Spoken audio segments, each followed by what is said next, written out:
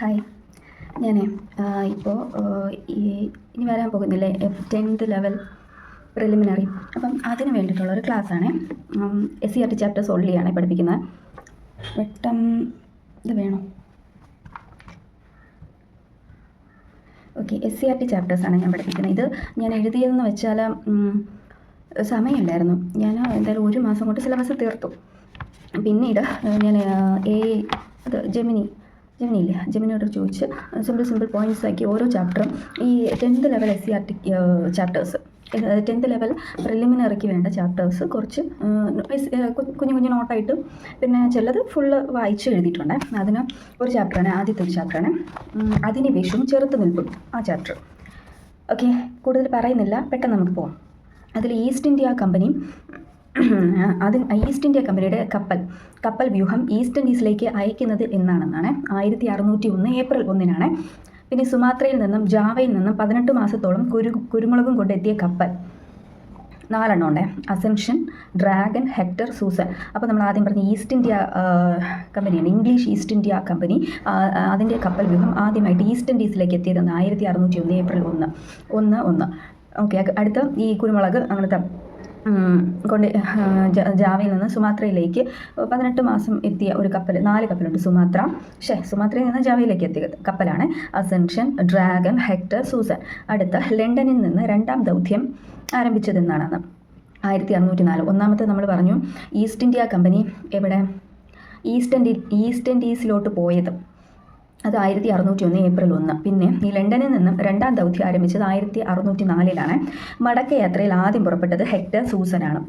Okay, കടലിൽ വെച്ച് തകർന്നത് സൂസനാണ്. അടുത്ത 1606 മെയ് ഗ്രാമ്പു, കുരുമുളക്, ഇത് ഇംഗ്ലീഷുകാരിൽ എത്തി. അവർക്ക് കിട്ടിയ ലാഭം എത്രയെന്നാണ്, അത് 95%. അവർ മുടക്കിയ മുതലിൻ്റെ 95% അവർക്ക് ലാഭം കിട്ടിയത്.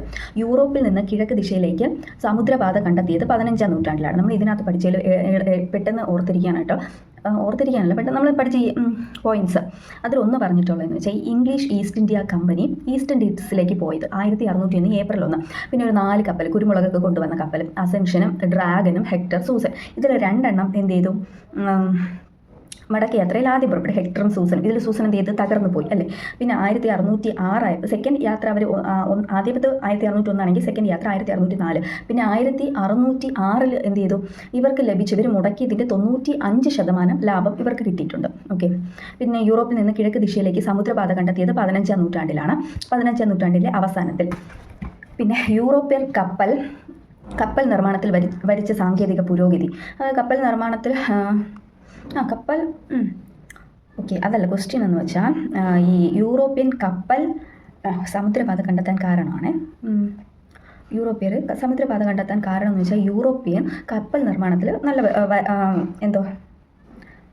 സാങ്കേതിക പുരോഗതി വരിച്ചു. പിന്നെ ഭൂമിശാസ്ത്ര പരിജ്ഞാനത്തിലുണ്ടായ വളർച്ച, പിന്നെ ദിശ, കോമ്പസ്, ഭൂപട നിർമ്മാണം, ഇതിൻ്റെയൊക്കെ പുരോഗതി. പുതിയ പ്രദേശവും അവിടുത്തെ സമ്പത്തിനെക്കുറിച്ചും ഉള്ള സഞ്ചാരികളുടെ യാത്രാ വിവരണം. യൂറോപ്പിൽ കുരുമുളകിൻ്റെ കച്ചവട സാധ്യത. തുർക്കികൾ കോൺസ്റ്റാന്റിനോപ്പിൾ പിടിച്ചെടുത്തത്. അതാണ് നമ്മൾ ഇതിനു മുമ്പുള്ള SCERT ചാപ്റ്ററിലൊക്കെ പഠിച്ചിട്ടുള്ളത്, തുർക്കികൾ കോൺസ്റ്റാന്റിനോപ്പിൾ പിടിച്ചെടുത്ത കാര്യം.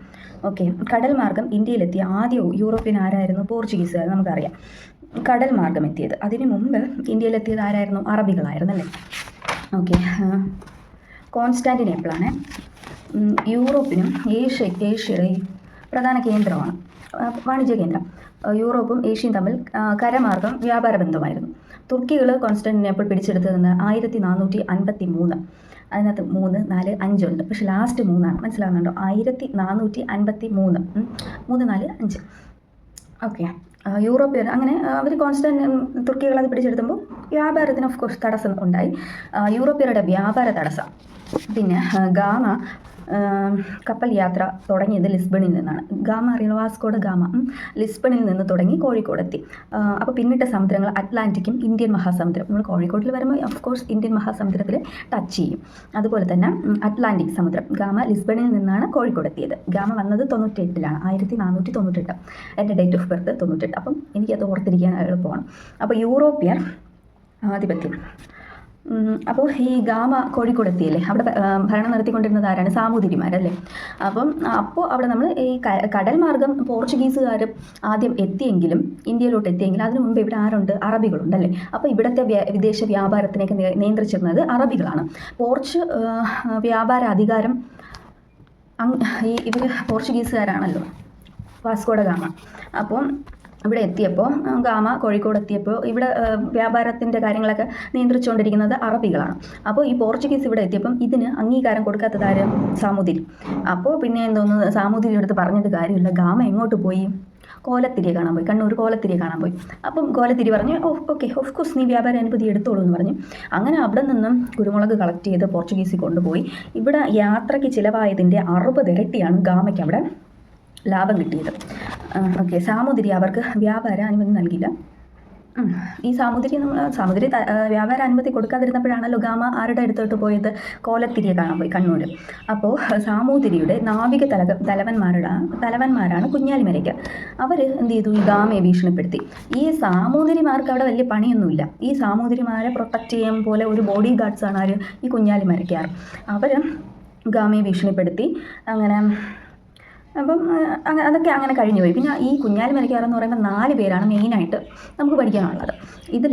പിന്നെ ഈ കുഞ്ഞാലിമരയ്ക്കാർ മരിച്ചപ്പോഴത്തേക്കും പോർച്ചുഗീസിന് അവിടെ വലിയ ഭീഷണിയൊന്നും വന്നില്ല. കാരണം അതുവരെ പ്രൊട്ടക്റ്റ് ചെയ്തുകൊണ്ട് സാമൂതിരി അതുവരെ പ്രൊട്ടക്റ്റ് ചെയ്തുകൊണ്ടിരുന്നത് ആരാണ്? കുഞ്ഞാലിമരയ്ക്കാറാണ്. അവർ മരിച്ച പിന്നെ പോർച്ചുഗീസിന് വലിയ ഭീഷണിയൊന്നും ഉണ്ടായില്ല.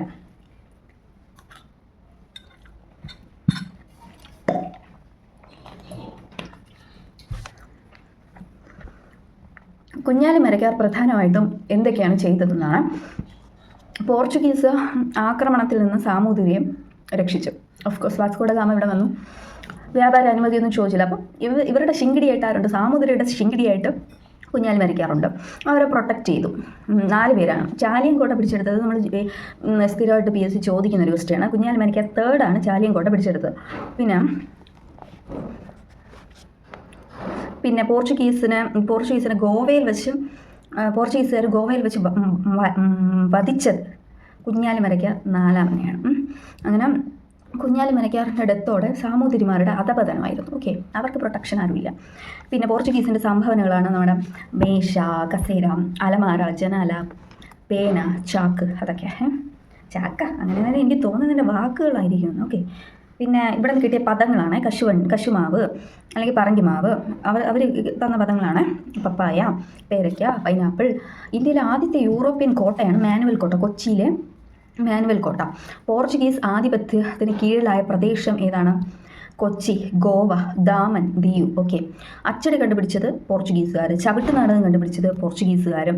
പിന്നെ യൂറോപ്യൻ ശൈലിയിലുള്ള കെട്ടിടങ്ങൾ വെച്ചു, യൂറോപ്യൻ പടക്കോപ്പ്, യുദ്ധമുറ. പിന്നെ ക്രൈസ്തവ മതപഠന കേന്ദ്രം. അടുത്ത് നമ്മൾ പഠിക്കാനുള്ളത് ഏതാണ്? നമ്മളിപ്പോൾ പോർച്ചുഗീസിനെ കുറിച്ച് പഠിച്ചു. അടുത്ത ഡച്ചുകാർ നമുക്കറിയാം, ഒരു ഓർഡറുണ്ടല്ലോ, പോഡ ബീഫെ. ആ ഓർഡറിലാണ് ഇന്ത്യയിലോട്ട് യൂറോപ്യന്മാരൊക്കെ വന്നത്. പോർച്ചുഗീസുകാർ, ഡച്ചുകാർ, ബ്രിട്ടീഷുകാർ, ഫ്രഞ്ചുകാർ. ഓക്കെ, ഈ നെതർലാൻഡുകാരെയാണ് നമ്മൾ ഡച്ചുകാരെന്ന് പറയുന്നത് കേട്ടോ. ഹോളണ്ട് എവിടെയാണ്? നെതർലാൻഡ്. പ്രധാന വാണിജ്യ കേന്ദ്രം, ഈ ഡച്ചുകാരുടെ പ്രധാന വാണിജ്യ കേന്ദ്രം ഏതായിരുന്നു? നാഗപട്ടണവും ബറോച്ചും. പിന്നെ നമ്മൾ നേരത്തെ പറഞ്ഞു ഈ പോർച്ചുഗീസുകാർ പിടിച്ചെടുത്ത കുറേ ആധിപത്യത്തിന് കീഴിലായ കുറച്ച് പ്രദേശം, കൊച്ചി, ദാമൻ, ദിയു, ഗോവ. ഓക്കെ, അപ്പോൾ നമ്മളിപ്പോൾ ഡച്ചുകാരെ കുറിച്ചാണ് പഠിച്ചുകൊണ്ടിരിക്കുന്നത്. അവരുടെ പ്രധാന വാണിജ്യ കേന്ദ്രം നാഗപട്ടണവും ബറോച്ചും. അത് മാത്രമല്ല അഹമ്മദാബാദ്, ചിൻസുര. ഇത് ഞാൻ പുതിയ SCRT ചാപ്റ്ററാണ് പഠിപ്പിക്കുന്നത് കേട്ടോ. ചാപ്റ്ററിൻ്റെ പേര് അധിനിവേശവും ചെറുത്ത്. ഓക്കെ, കച്ചവട ആധിപത്യത്തിനായി ഡച്ചുകാർ പോർച്ചുഗീസിനെ പരാജയപ്പെടുത്തി. ഓക്കെ, പോർച്ചുഗീസുകാരാണ് ആദ്യം വന്ന ഗാമയുടെ കൂട്ടുകാർ. അത് നമുക്കറിയാം. കുളച്ചിൽ യുദ്ധം 1841 ഓഗസ്റ്റ് 10. നമ്മൾ ഓഫ് കോഴ്സ് PSC പഠിക്കുന്നവർ അറിയാവുന്നതായിരിക്കും. അത് കന്യാകുമാരിയിലെ കുളച്ചിലാണ്. ഒരു യൂറോപ്യൻ ശക്തി ഇന്ത്യൻ ഭരണാധികാരികളോട് പരാജയപ്പെടുത്ത ആദ്യ യുദ്ധമാണ്. പിന്നെ ഹോർത്തൂസ് മലബാറിക്കസ് ഉണ്ട്, ആധുനിക സസ്യശാസ്ത്ര വ്യാഖ്യാന സഹിതമാണ്. ഇത് KS മണിലാലിൻ്റെയാണ് ഹോർത്തൂസ് മലബാറിക്കസിൻ്റെ ട്രാൻസ്ലേഷനാണിത്. ആധുനിക സസ്യശാസ്ത്ര വ്യാഖ്യാന സഹിതം എന്ന് പറഞ്ഞിട്ടുള്ളത് ഹോർത്തൂസ് മലബാറിക്കസിൻ്റെ മണിലാൽ എഴുതിയ ട്രാൻസ്ലേഷൻ. അതിൽ 742 സസ്യങ്ങളുണ്ട്.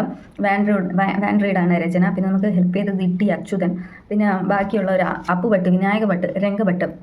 പിന്നെ മലയാള അക്ഷരങ്ങൾ അച്ചടിയിൽ പതിഞ്ഞ ആദ്യ പുസ്തകമാണ് ഈ ഹോർത്തൂസ് മലബാറിക്കസ്. മലയാളം ഇംഗ്ലീഷ് വിവർത്തനം മലയാളം ഇംഗ്ലീഷ് വിവർത്തനം നടത്തിയത് ഡോക്ടർ കെ എസ് മണിലാലാണ്. ഈ ഇട്ടി അച്യുതനെ കുറിച്ചിട്ട് ഒരു ബോക്സ് ടെക്സ്റ്റിലുണ്ട്. ബോക്സാണ് അയാളെ കുറിച്ചിട്ടുള്ളത്. ആലപ്പുഴ ജില്ലയിൽ ചേർത്തല താലൂക്കിലാണ് ഇട്ടി അച്യുതൻ ജനിച്ചത്. പിന്നെ അയാളുടെ ഗ്രാമം എന്ന് പറയുന്നത് കടക്കരപ്പള്ളി ഗ്രാമം. അത് പാരമ്പര്യ വൈദ്യ കുടുംബമാണ്, നാട്ടുവൈദ്യനാണ്, ഫ്രഞ്ച് എന്ന് പറയും. ഓക്കെ, ഇത് ഇത്രയേ ഉള്ളൂ ഡച്ചുകാരെ പറ്റി. നമ്മൾ പറഞ്ഞു ഡച്ചിൻ്റെ പ്രദേശങ്ങൾ ഏതൊക്കെയാണ്? അഹമ്മദാബാദ്, ചിൻസുര, നാഗപട്ടണം, ബറോച്ച്. ബാക്കി നമ്മൾ പറഞ്ഞു കുളച്ചിൽ യുദ്ധത്തിനെ കുറിച്ച് പറഞ്ഞു. പിന്നെ നമ്മൾ ഹോർത്തോസ് മലബാർക്കസം 842 സസ്യങ്ങൾ. പിന്നെ കെ എസ് മണിലാൽ, പിന്നെ അപ്പുഭട്ട്, വിനായകഭട്ട്, രംഗഭട്ട്. പിന്നെ ഇട്ടി അച്യുതനെ കുറിച്ച് പറഞ്ഞു. അയാൾ ആലപ്പുഴ ചേർത്തലയിലാണ്. അത് ഒരു നാട്ടുവൈദ്യനാണ്, കടക്കര പള്ളി ഗ്രാമത്തിലാണ്. ഓക്കെ, അത്രയേ ഉള്ളൂ. അടുത്ത ഫ്രഞ്ചുകാരാണ്. ഓക്കെ, ഫ്രഞ്ച് കഴിഞ്ഞിട്ടാണ് ബ്രിട്ടീഷ്. ഓക്കെ, ഫ്രഞ്ചാണ്. ഓക്കെ, ഡച്ചിന് ശേഷം വന്നതാണ്.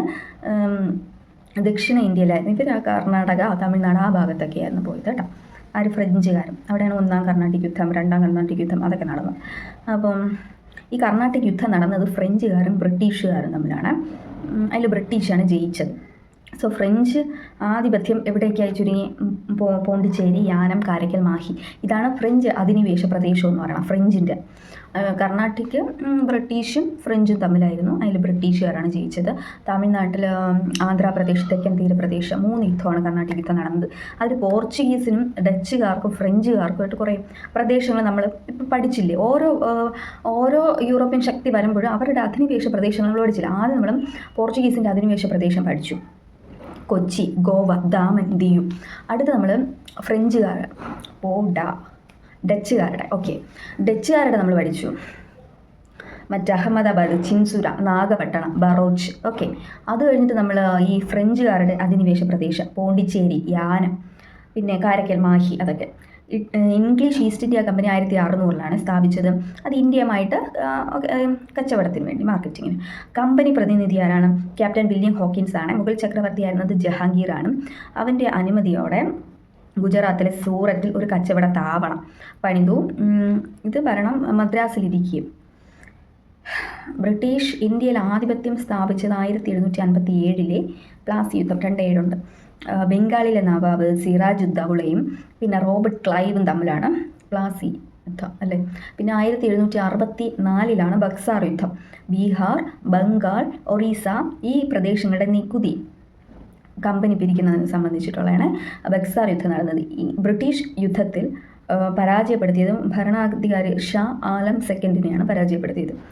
അവധിലെ നവാബായിരുന്നു ഷൂജാ ഉദ് ദൗല, അവധിലെ നവാബ്. പിന്നെ ബംഗാളിലെ നവാബായിരുന്നു മിർ കാസിം. ഇത് ഞാൻ ഫുള്ള് ചാപ്റ്റർ വായിച്ചെഴുതിയതാണ് കേട്ടോ. അവധ് ഷൂജാ, ബംഗാൾ മിർ കാസിം. എനിക്ക് 2000 പട്ടാളക്കാരെ അയച്ചു തരിക, ഞാൻ ഇന്ത്യയെ പിടിച്ചെടുക്കുമെന്ന് പറഞ്ഞത് ആരാണ്? Robert Clive. നമ്മൾ പറഞ്ഞു ഈ റോബർട്ട് ക്ലൈവ് ആരായിരുന്നു? ഈ റോബർട്ട് ക്ലൈവുമായിട്ട് ബന്ധപ്പെട്ട് നമ്മൾ എന്ത് പറഞ്ഞ നമ്മുടെ പ്ലാസി യുദ്ധം 1757 പ്ലാസി യുദ്ധം. റോബർട്ട് ക്ലൈവും പിന്നെ ബംഗാളിലെ നവാബായിരുന്ന സിറാജുദ്ദൗളയും തമ്മിലായിരുന്നു.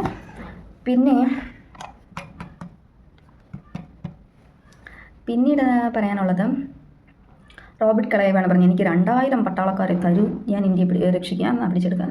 പിന്നെ ഈ ഇംഗ്ലീഷ് ഈസ്റ്റ് ഇന്ത്യ കമ്പനിയുടെ സൈനിക തലവനായിരുന്നു ഈ റോബർട്ട് ക്ലൈവ്. നാട്ടുരാജ്യങ്ങളുടെ അനൈക്യം, പിന്നെ ബ്രിട്ടീഷ് മെച്ചപ്പെടും. പിന്നെ ഈ മദ്രാസിൻ്റെ കാര്യം പറയുവാണെങ്കിൽ മദ്രാസ് തുറമുഖ ദീർഘകാലത്തിലേക്ക് ബ്രിട്ടീഷിന് നൽകിയിരുന്നേ. 1639 വരെ മദ്രാസ് ഇതിൻ്റെ നികുതിയുടെ ചുമതല അതൊക്കെ പിടിച്ചിരുന്ന ഒരു രാജാവ് ദമർല വെങ്കട നായകനാണ്. പിന്നെ അത് 1662 ഈ ചാൾസ് സെക്കൻഡും കാതറിനും വിവാഹം കഴിച്ചു. അപ്പോൾ എന്ത് ചെയ്തു? ഇവർക്ക് സ്ത്രീധനമായിട്ട് ഈ മദ്രാസിലെ ഈ തുറമുഖമാണ് കൊടുത്തത്. 1639 ഈ ഇവിടുത്തെ രാജാവായ ദമർല വെങ്കടാദ്രി നായകർ എന്ന് പറഞ്ഞ ഈ രാജാവിൻ്റെ നിന്ന് ഈ ചാൾസ് സെക്കൻഡും കാതറിനും കല്യാണം കഴിച്ചപ്പോഴത്തേക്ക് അവർക്ക് സ്ത്രീധനമായിട്ട് കൊടുത്തു. പിന്നെ അത് ബോംബെ പ്രദേശം. പിന്നീട് ഈ ദേശം ഇംഗ്ലീഷ് ഈസ്റ്റ് ഇന്ത്യ കമ്പനിക്ക് കൈമാറി. 1698 സുതനാതി, കാലിക്കോട്ട, ഗോവിന്ദ്പൂർ എന്നീ 3 ഗ്രാമങ്ങൾക്ക് ചുറ്റും ബ്രിട്ടീഷുകാർ പണിത ഒരു കോട്ടയാണ് ഈ വില്യം കോട്ട. കാലക്രമേണ ഈ പട്ടണമാണ് വില്യം കോട്ടയാണ് കൊൽക്കത്ത എന്ന പേരിൽ അറിയപ്പെട്ടത്. പിന്നെ ആംഗ്ലോ മൈസൂർ യുദ്ധം ദക്ഷിണേന്ത്യയിലെ നാട്ടുരാജ്യമായ Mysore plus English East India Company. Mysore സേനാ നായകനായിരുന്നു ഹൈദരലി. ഹൈദരലിയുടെ മോനാണ് ടിപ്പു സുൽത്താൻ. ഹൈദരലി മരിച്ചത് 1782 നമ്മൾ ഈ രണ്ടെന്ന് പറയുമ്പം റോബർട്ട് ക്ലൈവ് പറഞ്ഞ 2000 പട്ടാളക്കാരെ തരുമെന്നും, അതുപോലെ തന്നെ ഹൈദരലി മരിച്ചതും 1782. അപ്പം മൈസൂർ ടിപ്പുവിന് കിട്ടി. പിന്നെ ടിപ്പു മരിച്ചു 4ാം മൈസൂർ യുദ്ധത്തിലും 1799. ടിപ്പു മരിച്ചു 4ാം മൈസൂർ യുദ്ധത്തിലും. പിന്നെ ആംഗ്ലോ മറാത്ത യുദ്ധം നടന്നു. ഇംഗ്ലീഷ് ഈസ്റ്റ് ഇന്ത്യ കമ്പനിയും പിന്നെ ആംഗ്ലോ രാജ്യവും തമ്മിൽ മറാത്ത രാജ്യവും തമ്മിലാണ് ഈ ആംഗ്ലോ മൈസൂർ യുദ്ധം നടന്നത്. നമുക്ക് ഈ ആംഗ്ലോ എന്ന് പറയുമ്പോൾ ആംഗ്ലിക്കൻ ഭാഷ ഇംഗ്ലീഷ് ഈസ്റ്റ് ഇന്ത്യ എന്ന് മനസ്സിലാവും. മറാത്ത എന്ന് പറയുമ്പോൾ മറാത്ത പ്രദേശവും. പിന്നെ ആംഗ്ലോ സിഖ് നടന്നു. English East India Company plus സിഖുകാർ തമ്മിലുള്ള നടന്നു. ഇത് പരാജയപ്പെട്ടു. പഞ്ചാബ് ബ്രിട്ടീഷിന് കിട്ടി. സിഖ് യുദ്ധത്തിലാണ് പഞ്ചാബ് ബ്രിട്ടീഷിന് കിട്ടുന്നത്. പിന്നെ ശാശ്വത ഭൂനികുതി വ്യവസ്ഥ 1773. ഓക്കെ, ബബിയോ എന്ന് പറഞ്ഞാൽ ബംഗാൾ, ഒറീസ, ബീഹാർ, അത് അവിടെ നടന്നതാണ്. കോൺവാലിസ് പ്രഭു ശാശ്വത നമ്മൾ എപ്പോഴും ഒരു സെമീന്തർമാരുടെ അവർക്ക് വേണ്ടി നികുതി പിടിച്ച് പറയണം. നമ്മളൊരു സെമി ആയിട്ട് പോയാൽ നമുക്ക് ശാശ്വതമായിട്ട് പോകും. അല്ല നമ്മൾ അടിച്ച് അങ്ങനെയൊക്കെ പോയി നമ്മൾ രണ്ടിൻ്റെ ഇടയ്ക്ക് ഒരു സെമി ആയിട്ട് പോയാൽ, ഞാൻ കോഡാണ് പറയുന്നത് കേട്ടോ, ബാക്കി എങ്ങനെ പോകണമെന്നൊക്കെ തീരുമാനിക്കേണ്ടത് നിങ്ങളാണ്. ഓക്കെ, ഈ സെമീന്തർമാരാണ് ഇവിടെ ശാശ്വത ഭൂനികുതി വ്യവസ്ഥ 1773. കോൺവാലിസ് പ്രഭുവാണ്. അത് വിളവ് കൂടിയാലും കുറഞ്ഞാലും ഡോൺ കെയർ, നിങ്ങൾ നികുതി കൊടുക്കുക, അത്രയേ ഉള്ളൂ. അത് അടുത്ത് റേറ്റ് വാരി, ഇത് ഓരോ നികുതി വ്യവസ്ഥയാണ്. ഓക്കെ, റേറ്റ് വാരി എന്ന് പറഞ്ഞാൽ 1820 ദക്ഷിണേന്ത്യ ഡെക്കാൻ ആ പ്രദേശത്ത് തോമസ് മൺട്രോ പ്ലസ് അലക്സാണ്ടർ റീഡാണ് ഇത് നടപ്പിലാക്കിയത്. ഇതിൽ റേറ്റ് എന്ന് പറയുമ്പോൾ തന്നെ നമുക്കൊരു ഒരു പ്രാസം എടുക്കാം. അലക്സാണ്ടർ റീഡ്, ആ റീഡ്, അതുപോലെ തോമസ് മൺട്രോ എടുക്കുമ്പോൾ ഇവരാണ് ഇതിന് നേതൃത്വം. ഇത് ബ്രിട്ടീഷുകാർ നേരിട്ട് കർഷകരിൽ നിന്ന് നികുതി പിരിച്ചു. മറ്റത് ജമീന്ദാർമാരാണ് നികുതി പിരിച്ചത് നമ്മൾ പറഞ്ഞു ശാശ്വതം. ഇത് ബ്രിട്ടീഷുകാരും എന്ന് പറഞ്ഞ് നേരിട്ട് കർഷകരിൽ നിന്ന് വാങ്ങി. ഓക്കെ, അടുത്ത് മഹൽവാരിയാണ്. മറ്റത് 1820 ആഫ്റ്റർ 2 years 1822. ഇത് ഉത്തരേന്ത്യയിലും മധ്യേഷ്യയിലും പഞ്ചാബ് അങ്ങനെ ആ പ്രദേശം. ഹോൾട്ട് മെക്കൻസിയാണ് മഹൽവാരി എന്ന മക്കെൻസി. ഓക്കെ, ഗ്രാമം ഒരു യൂണിറ്റായിട്ട് നിന്ന് നികുതി കൊടുക്കുക. ഓരോ ഗ്രാമം വീഴ്ച വന്ന ഗ്രാമം ബ്രിട്ടീഷ്. പിന്നെ സന്യാസി കലാപമാണ് 1773. പിന്നെ ബങ്കിം ചന്ദ്ര ചാറ്റർജിയുടെയാണ് ആനന്ദമഠം. ബംഗാളി ലാംഗ്വേജ്. വന്ദേ മാതരം ഈ ആനന്ദമഠം നോവലിലുള്ളതാണ്. ഭാവനന്ദർ എന്ന കഥാപാത്രമാണ് പാടുന്നതാണ് വന്ദേ മാതരമാണ്.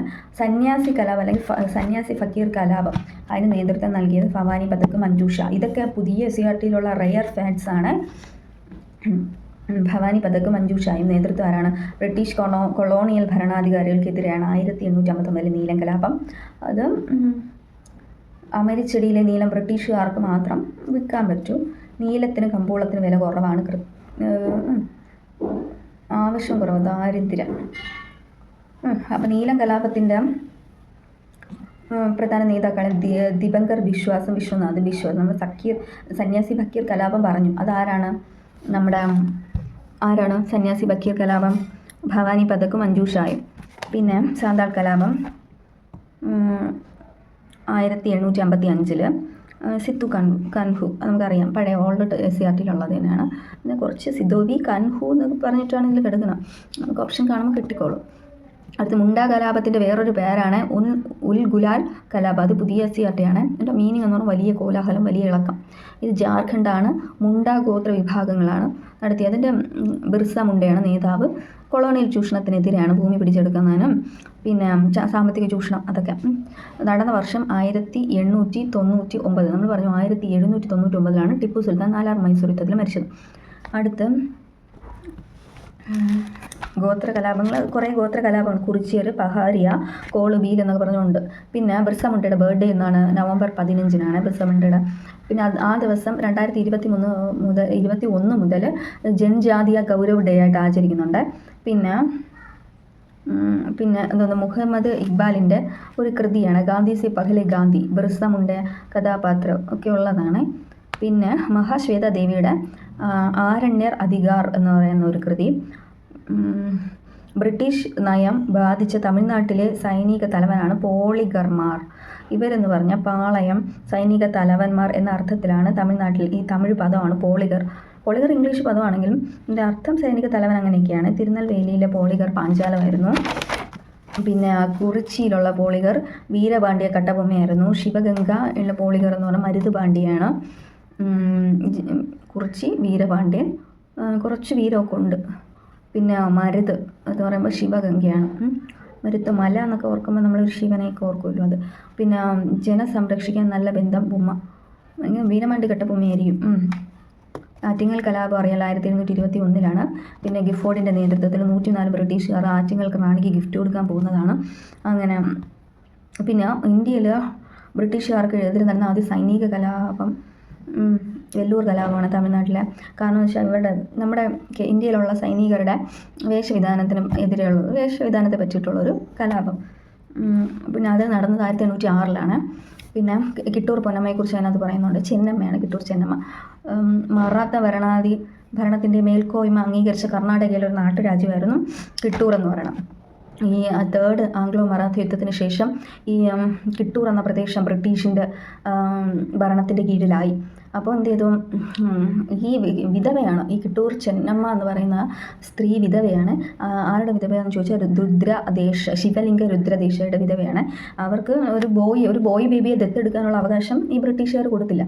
നമുക്കറിയാം ദത്താവകാശ നിയമം പണ്ടുണ്ടായിരുന്നു. നമ്മുടെ ഈ സന്തതി ഇല്ലാതാവുമ്പോൾ അടുത്ത രാജ്യത്തിൻ്റെ രാജഭരണം ആ കുട്ടിക്ക് കൊടുക്കണമെങ്കിൽ നമ്മൾ ദത്തെടുക്കുമായിരുന്നു. ആ സമ്പ്രദായം ഈ ബ്രിട്ടീഷുകാർ വന്നതിന് ശേഷം അവസാനിപ്പിച്ചു. അപ്പോൾ എന്ത് ചെയ്തു, ഈ പ്രദേശങ്ങളൊക്കെ ബ്രിട്ടീഷിന് കൊടുക്കണമെന്നൊരു റൂൾ അവർ കൊണ്ടുവന്നു. അതിനെതിരെയാണ് തമിഴ്നാട്ടിലെ നമ്മുടെ കിട്ടൂർ എന്ന സ്ഥലത്ത് ശിവലിംഗ രുദ്രദേശായിയുടെ ഭാര്യ കിട്ടൂർ പൊന്നമ്മ അതിനെതിരെ യുദ്ധം നടത്തി. തേർഡ് ആംഗ്ലോ ഇന്ത്യൻ യുദ്ധത്തിന് ശേഷമാണ് സംഭവങ്ങളൊക്കെ നടക്കുന്നത്. അങ്ങനെ ഇവർ ബ്രിട്ടീഷുകാർ സമരം അടിച്ചമർത്തിയും 1829 ചെന്നമ്മയെ തടവിൽ വെച്ച് കൊന്നു, മരിച്ചു അവർ. പിന്നെ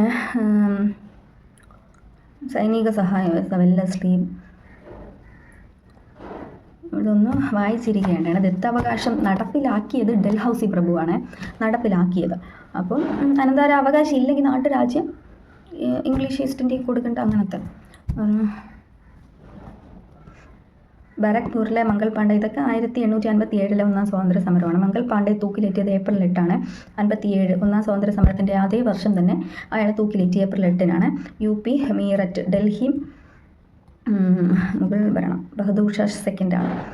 പിന്നെ ഇന്ത്യയുടെ ചക്രവർത്തിയായിട്ട് പ്രഖ്യാപിച്ചു ഡൽഹി ബഹദൂർ ഷാ സെക്കൻഡ്.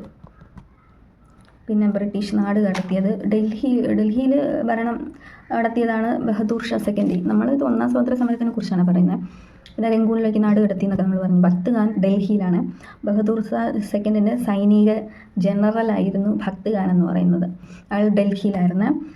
അപ്പോൾ ബഹദൂർ ഷാ ഡൽഹി, ഭക്ത് ഖാൻ ഡൽഹി. ഝാൻസി റാണി നമുക്കറിയാം, ഝാൻസി പ്രദേശം. പിന്നെ കാൺപൂർ നാനാ സാഹിബും താന്തിയ തൊപ്പിയാണ്. ലക്നൗ ബീഗം ഹസ്രത്ത് മഹൽ. ബീഹാറിലെ ആരയിൽ കൻവർ സിംഗ്, ജഗദീഷ്പൂർ.